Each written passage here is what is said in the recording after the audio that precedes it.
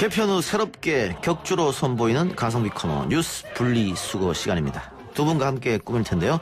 한 분은 YTN 라디오 미디어 비평 프로그램이죠. 열린 라디오에서 맹활약하신 분이고 또 한 분은 우리 프로그램의 담당 PD입니다. 먼저 국민대 조수진 겸임교수입니다. 어서 오십시오. 네, 안녕하세요. 반갑습니다. 예. 또 한 분은 공서채 PD로 알려진 김우성 PD 어서 오세요. 네, 정면승부 애청자 여러분들이 굉장히 무서우시거든요. 정보를 귀신같이 파악해서 별명을 붙여주시는데 실체를 공개하겠습니다. 예. 궁서채 PD 김우성입니다. 오늘 왜 공서채 PD예요? 그러니까 이게 너무 사람이 스탠다드하고 이렇게 말 그대로 궁서채 글씨 같다, 올드하다 이런 느낌인데 아니라는 거를 또 조수진 교수님과 함께 증명해 보이겠습니다. 예, 자 미디어 비평 프로그램이 있는데 담당 PD가 왜 들어온 겁니까 여기를? 저도 사실은 전공자긴 한데요. 네. 제가 이제 박정희 시대에 이 저널리즘, 전쟁 저널리즘을 공부한 적이 있습니다. 오래전에. 예. 그런데 사실 앞서 가성비 코너라고 했는데 이제 방송사가 뭐 교수님 같은 분들을 여러 번 불러서 만들면 좋은데 그럴 여건이 안 되니까 이제 저는 가성비 중에 가격을 담당하고 있습니다. 제작비 절감 차원에서. 그렇습니다. YTN 우리 사장님께서 지금 퇴근 시간이거든요. 네네. 퇴근 시간 항상 이 방송을 듣고 퇴근합니다. 칭찬하실 것 같아요. 잘했다. 좀 쓰세요. 진행자 좀 출연료도 올려주고. 그러니까요. 자, 그리고 교수님 대신 이제 성능을 담당하고 계시기 때문에 예. 오늘 좋은 미디어 비평 들려주시고 예. 그러면은 이 프로의 8할은 우리 조수진 교수가 그렇습니다. 담당하셔야겠네요. 네, 뭐 열심히 하겠습니다.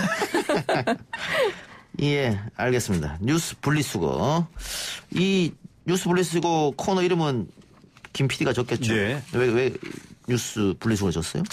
이제 대중들이 뉴스를 정보라든지 정보를 판단하는 수단이 아니라 굉장히 감정을 소모하거나 자신의 어떤 감정적인 선택을 강화하는 목적으로들 많이 쓰세요. 그래가지고 많이 들리는 얘기가 바로 기레기라는 표현이지 않습니까? 기자와 쓰레기 내지는 뭐 기러지 요새 뭐 별의별 표현들이 다 있는데 기러기도 있습니다. 네, 맞습니다. 그래서 그런 것들에 대해서 무작정 또 혐오와 혐오만 계속되면 앞서도 얘기했지만 해결책은 안 보이거든요. 미움만 가득하고. 그래서 좀 제대로 분리수거를 해보자. 개중에는 재활용할 수 있는 것들이 있고 개중에는 정말 소각장으로 가야 할 것들이 있다라는 건데 교수님과 함께 그 부분을 좀 봐야겠다. 예, 이런 의도입니다. 예, 교수님 그런데 과거만 해도 네. 뉴스에 나왔어, 신문에 나왔어 하면 다 맹신했던 시절이 있었거든요. 그렇죠. 네. 예. 근데 지금은 언론에 대한 불신이 굉장히 높아졌어요. 예. 이런 이유가 어디에 있다고 보세요? 뭐 미디어 환경이 너무 많이 변하면서 가짜 뉴스들이 너무 많아졌어요. 예. 예. 근데 이제는 사실은 그 시민들의 의식이 굉장히 높아졌습니다. 그래서 그런 것들을 조금 분별할 수 있는 능력들이 좀 많아졌고요. 뭐 시민들이 다 팩트 체크하고 다 찾아내잖아요. 예. 예. 그러다 보니까 뭐 그렇게 된 것 같아요. 과거에 뭐 선동하는 기사 약간 뭐 비틀어서 쓰는 기사 그대로 수용했는데 네. 이제는 수용자가 이거 아닌데라고 예. 할 수가 있다는 오히려 거죠. 찾아내죠. 예. 예, 예, 잘못된 것들을. 또 뭐 미디어 비평 프로그램도 요즘에 굉장히 많은 것 같아요. 뭐 네. 지상파에서도 하고 있고 뭐 저희도 지금 하고 있습니다만은 개인 뭐 유튜브나 팟캐스트 이런 쪽에서도 굉장히 많이 하고 있고. 네, 네. 사실은 교수님이 지적해 주신 것처럼 팩트에 대한 비중보다는 팩트를 통해서 주장을 세우는 게 워낙 강력하기 때문에 그걸 분석을 해야 되는데 학계에서도 그렇고 또 회사에서도 그렇고 그런 노력들을 하고 있고요. 저희 이 코너 시작할 때 음악이 새마을 노래인데 네. 예. 작사 작곡 박정희로 돼 있습니다. 예. 실제로요. 저작권 협회 예. 들어가 보면.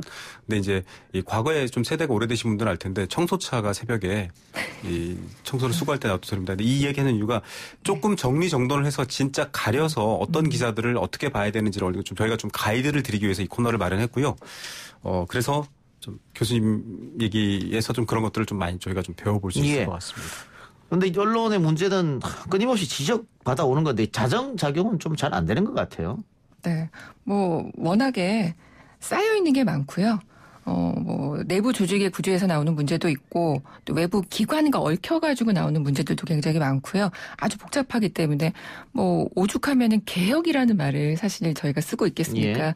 그래서 이게 자정 노력은 하고 있지만 뭐 시간이 걸릴 것 같고요. 그다음에 권력을 감시하고 견제하고 비판하는 게 사실은 언론의 그 본연의 그 해야 할 일들인데 근데 뭐 스스로 언론이 권력화 되기도 하고요. 그다음에 자사 이해관계 이런 것들을 대변하는 역할을 지금 많이 해오고 있었고 그동안 미디어 비평도 사실은 그런 역할들을 해왔거든요. 그래서 이제는 그런 뭐 자사 이해관계나 정파에 함몰된 도구적 성격 업계 미디어 비평 이런 것에서 조금 벗어나서 상호 비평을 하는 예. 이런 것들을 좀 나아가야 될 것 같고요. 그래서 사실은 뭐 저널리즘이나 이런 데서 그 프로그램들이 자꾸 생겨나서 더 좀 건드려줘야 될 것 같아요. 네, 맞습니다. 그런데 그래서 이제 이 프로도 사실은 의미가 있는 거고요. 예. 네. 알겠습니다. 김 PD 우리 프로 맡은 지 얼마 안 됐잖아요. 네, 예. 이제 열흘 정도. 열흘 됐습니까? 네. 예. 그 전 PD. 네. 그 전 PD가 저한테 몇 번 욕을 들어먹었던 게 팟빵에 올리면서 제목 장사를 자꾸 해서 자극적이고 재밌는 거 네네네. 이렇게 제목만. 네네. 그 소위 말하는 낚시죠. 네. 그래서 저한테 지적을 좀 많이 받았습니다. 네. 김 PD는 보니까 안 그런 것 같은데. 아닙니다. 저도 사실 유혹에 빠질 수밖에 없고요. 유혹이란 게 있죠, 제목 장사. 중요한 얘기 하셨는데 과거에는 이제 소수의 이른바 정통 미디어들이 언론 지형을 장악하고 있었습니다. 그래서 9시 뉴스에 나오면 사실로 받아들이던 시대였는데 지금은 팟캐스트, 유튜브 굉장히 많은 매체들이 저널리즘의 기능을 하고 있거든요. 그렇기 때문에 이제 팩트 체크가 더 중요해졌고 그런데 그렇게 많은 이 뉴스가 유통되는 곳에서는 제목 장사라고 표현했지만 대중의 주목과 관심을 끌어야 되거든요. 사실 그런 부분에 대해서 항상 유혹에 빠질 수밖에 없습니다. 그래서 그런 부분들을 좀 자제하자라고 하지만 글쎄요, 그게 쉽지는 않은 상황이고 저희도 늘 그 유혹에 좀 항상 걸려있기 때문에 전문가들의 지적을 또 귀담아 들어야 되기도 합니다. 예. 또 포털에 기사가 많이 올라가고 있기 때문에. 네, 맞습니다. 포털은 결국은 클릭을 얼마나 많이 하냐에 따라서 수입이 결정되잖아요. 그렇죠. 그러다 보니까 그 기자들의 제목 낚시가 더 기승을 부릴 수도 있겠다. 네, 그렇습니다. 맞습니다. 그게 사실은 뭐 인터넷 문화에서는 이른바 어그로를 끈다라는 말도 있고요. 좀 분노를 자아내거나 특정 세력들에 대한 어떤 그런 반응을 유도해서 굉장히 많은 댓글과 기사 순위를 올리는 그게 사실은 기사뿐만 아니라 어떤 게시판에서 이 게시물을 상단에 노출시키는 방법 중에 하나거든요. 그런 방식들의 행태가 뉴스 영역에도 있고요. 대표적인 사례 하나만 소개를 해드리면 2013년도에 미국에서 있었던 사건인데 기억나시는 분도 있을 겁니다. 광고회사를 다니는 저스틴 사코라는 여자분이 출장을 가면서 비행기를 딱 타기 전에 글을 하나 올립니다. 자, 난 아프리카로 출장 간다. 에이즈에 안 걸렸으면 좋겠어. 아, 농담이야. 난 백인이거든. 이라고 올렸습니다. 아하. 이분이 팔로워가 170명 정도 됐는데 이분이 트윗을 한 내용을 샘 비들이라는 기자가 트위터에 올립니다. 이것 봐라. 이런 정말 인종 모욕 같은 이런 짓을 하느라고 하는데 이분은 수백만의 팔로워를 거느리고 있죠. 엄청난 기사가 쏟아졌고 저도 한국에서 당시 아침 시사를 YTN 라디오에서 맡고 있었는데 그 기사를 봤습니다. 결국 어떻게 됐을까요? 이 저스틴 사코라는 분은 회사를 그만두고요. 대인기피 장애와 여러 가지 육체적 질병까지 얻어갔습니다. 물론 이분의 발언은 잘못됐죠. 예. 인종차별적이고 굉장히 문제가 있으나 과연 우리가 이런 방식의 이를테면은 정의라는 의미로 인종차별에 대한 이슈를 확대하기 위해서 사실은 썼던 방법 중에 굉장히 한 사람의 어떤 인격이라든가 방어라든지 보호에 대해서는 무자비한. 지금 우리 사회에도 지금 현재까지도 한국에도 많이 일어나고 그럴 수 있습니다. 있죠. 예, 라디오에서도 예. 일어나고 있고요. 알겠습니다. 예. 오늘자 논란이 된 보도는 중앙일보 보도였는데요. 네. 그 박용진 민주당 의원이 김현정의 뉴스에 출연해가지고 이런 발언을 합니다. 국민의 상식은 어디든 회계의 불투명성을 용납하지 않는다. 그래서 그것은 기업 혹은 이런 시민단체 심지어는 동네 조기 축구회까지도 총무와 회장이 다 책임지고 이분에서 명확하게 문서화해서 검증을 받는다. 그 정의원 논란에 관련해서 네네. 얘기한 건데 이 내용을 중앙일보가 어떻게 제목을 달았냐면 박용진 정의연 조기 축구회만 못해 이렇게 달아버렸거든요. 그러니까 앞뒤 맥락을 다 거세하고 이 부분만 딱 박용진도 이렇게 욕한다. 네. 이거 제목을 그래서 논란돼서 바꿨다고 해서 합니다만은 네. 이거는 굉장히 문제 있는 보도가 아닌가. 예.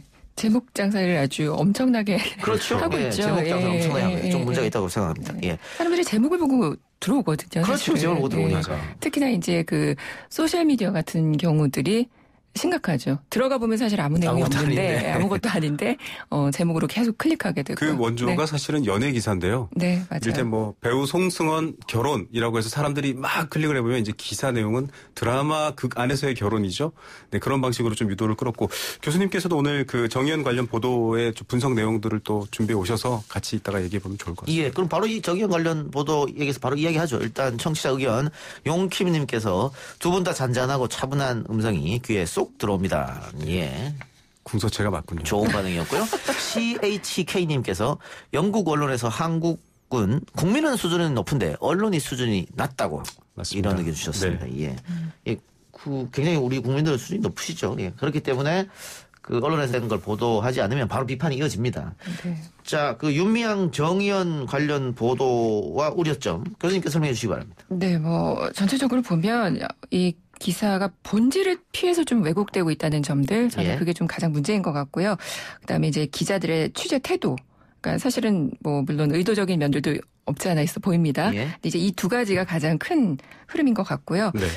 그래서 뭐 시민단체가 공동 입장을 발표했죠. 뭐 정치 공세 왜곡 보도 중단해달라 뭐 이런 촉구들을 하고 있는데 이렇게 불필요한 논란으로 본질을 흐리는 것들이 사실은 이번 사건뿐만 아니라요. 최근에 계속되어 오고 있다라는 거. 예. 그게 가장 문제고요. 그다음에 이 취재 과정에서 자녀들에게 접근을 한다던가 뭐 이것도 또 계속됐었습니다. 이번에. 조국 장관 때도 그랬고. 네, 조국 장관 때처럼. 그래서 이런 것들 계속되고 있고 그다음에 이제 관계자의 말을 확인 없이 그대로 받아쓰는 거. 이것도 역시 이번 보도에서 나타나고 있다라는 생각이 예. 들고요. 그다음에 이제 약간 네거티브로 공격을 계속하고 있잖아요. 근데 이게 이 네거티브로 하면 포지티브보다 사실은 사람들이 받아들이는 게 굉장히 세거든요. 예. 세기 때문에 거기에 대응을 잘하지 못하면 굉장히 휘말려 들어가기가 쉽습니다. 그래서 굉장히 조심해야 되는데 그래서 뭐 무대응으로 나가거나 세게 나가거나 뭐 이런 식으로 대응을 하는데 오늘 뭐 어떤 분이 그 관계자분이 그런 글을 썼더라고요. 이번에 정 의원이 조금 그 리스크 관리에 실패한 것 같다. 그래서 적절하게 대응하지 못한 것 같다라고 얘기를 하신 분도 있었는데 일단은 진실이 드러나는 동안에는 그 씌워진 프레임을 벗어나기가 굉장히 어렵거든요. 맞습니다. 예, 그래서 그런 대응들을 좀 잘 해야 될 것 같습니다. 예. 구체적으로 살펴보면 역시 그 받아쓰기 기사 중에 한 것 같은데 네. 하룻밤 3,300만 원 사용 이거였거든요. 네. 그러니까 정의원에서 술값으로 3,300만 원이나 썼다. 이걸 다 받았었습니다. 다른 언론에서. 네. 근데 제가 이해가 안 되는 부분이 이런 게 나오면 팩트 체크라든가 크로스 체킹을 하고 네. 다른 언론에서 확인 보도를 할 것 같은데 그냥 다 받았었단 말이죠. 이거는 뭐 사실 그 뭐 아는 세무사한테 물어봐도 금방 알 수 있는 그런 내용들이거든요. 근데 이게 이제 5월 11일자 한국경제에서 시작이 됐고 예. 그걸 그대로 다 받아 썼습니다. 그러면서 확산이 됐는데 사실은 이제 이게 아니죠. 그래서 제가 기자들이 좀 공부를 하면 좋겠다. 라는 생각을. 그러니까 뭔가 취재를 하거나 그다음에 기사를 쓰기 전에는 기본적인 건 좀 확인하고 썼으면 좋겠다라는 생각이 들었어요. 이 기사를 보면서. 네. 그러니까 이게 3,339만 원이 하룻밤에 한 곳에서 쓴 게 아니고 41곳에서 사용한 거. 맞습니다. 그잖아요. 이게 지금 이제 앵커랑 교수님께서 지적하신 프레임이거든요. 프레임을 만들려고 하는 사람들은 중요한 건 내용이 아니라 의도지 않습니까? 그 예. 의도가 가장 잘 드러나는 방식으로 말하는 게 바로 하룻밤에 3,300만 원. 여기서 드러나는 프레임 바로 윤리적 타락이거든요. 근데 정의연이란 이런 단체들은 일단 윤리적인 문제 제기를 하는 것만으로도 타격을 입습니다. 그렇기 때문에 더 신중해야 되고 보도에 있어서는 그런 여파를 고려해야 되는데 받아쓰는 언론부터 시작해서 현장에 있는 분들 뭐 지금 저희도 기자들이 많이 출연하시면 얘기를 들어보면 뭐 시간적인 한계라든가 매일 거의 공장처럼 생산하고 있는 기사 생산의 환경 이런 얘기들을 하고 있는데 중요한 건 속도가 아닌 것 같습니다. 아닌 길로 가는 거면 빨리 멈추거나 좀 천천히 뒤돌아봐야 된다라는 게 문제 제기고 교수님 지적해 주신 것처럼 이 부분에 대해서도 기본적인 지식만 있으면 이런 기사를 쓰거나 받았을 일은 없는데 좀 큰일인 것 같습니다. 예. 프레임 발언을 꼭 프레임 이렇게 해야 됩니까? 죄송합니다. 계속 제가 궁서체적인 방송을 하고 있는데 프레임이라고 정정하겠습니다. 이제 저는 오보가 그 코로나 때도 되게 많았고요. 예, 그동안도 그렇습니다. 계속 네, 맞아요. 민감한 문제에서 되게 많았잖아요. 네. 근데 이제 이번 건도 보면서 약간 좀 의심되는 부분들이 있는 거죠. 네. 그러니까 확인을 쉽게 할 수 있는 것들을 안 하고 쓴단 말이에요. 그러니까 이제 오보도 약간 의도적으로 의도가 있다. 하는 게 아닐까라는 예, 사실은 맞습니다. 그런 아까 조국 보도도 얘기하셨고요. 네. 뭐 또 여러 방송 출연자나 유명인에 대한 보도들이 항상 나올 때 확인이라는 부분은 되게 민감한 부분이나 되게 중요한 부분인데 제일 중요한 부분을 제외해 놓고 대중이 즉각 반응하는 부분에 대한 것들을 보도를 하거든요. 근데 이제 그걸 어떤 전문가들은 클릭 상업주의라고 얘기합니다. 내용보다 많이 클릭해서 우리 영향력이 확대되는 것. 네. 그걸 어떻게 해결해야 될지가 사실 지금 제일 큰 숙제 중에 하나입니다. 예. 다음 주제로 넘어가기 전에 문자 7566님 조수진 교수님 파이팅. 9772님 교수님 목소리가 라디오에 잘 어울립니다. PD분 목소리도 귀에 쏙쏙 들어오고요. 계속 좋은 의견만 있네요. 예. 친척인 것 같기도 하고. 왜냐하면 조수진 교수님 파이팅 해놓고 김건양 이렇게 자기 신의 이름을 올렸거든요. 아, 네. 그리고 교수님 뭐 학생들을 워낙 많이 가르치고 계시니까요. 네, 제자들일 수도 있고. 제자들도 듣고 있고. 그렇군요. 네. 예. 제자분들이 많이 들었으면 좋겠습니다. 예. 지금 그분들이 저희 청취자가 되면은 또 한 30년 쭉 들을 거 아니겠습니까? 그렇죠. 예. 예, 다른 거 얘기 좀 해보면은 그 정경심 교수 일기장에 대한 거. 네. 이거 사실은 이 검찰만 알 수 있는 내용이 이제 밖으로 나온 거지 않습니까? 소위 말하는 이제 빨대인 거죠. 그래서 단독 달고 나오는 건데 이것도 그 한쪽만 쪽만 듣고 쓰는 그냥 써버리는 거지 않습니까? 네. 반론을 들어보지 않고. 사실은 이제 교수님 계시지만은 이제 미디어를 생산하고 소비하는 게 아니라 읽는 분들도 똑똑하게 읽으셔야 됩니다. 뉴스를 똑똑하게 봐야 되는데요. 그런 교육들에 대한 여러 가지 사회적 얘기도 나오고 있고 미디어 교육을 해야 된다 이런 얘기도 나오고 있는데 방금 말씀하셨지만 그런 기사들의 의도를 읽을 수 있는 수준의 국민들의 능력이 있으시거든요. 우리나라에 계신 상식적인 분들은. 그래서 방금 앞서도 말씀드렸지만 윤리적인 문제 제기를 할 때 그 출처라든지 출처에 대한 확인 여부를 기사 안에서 찾아보시는 것.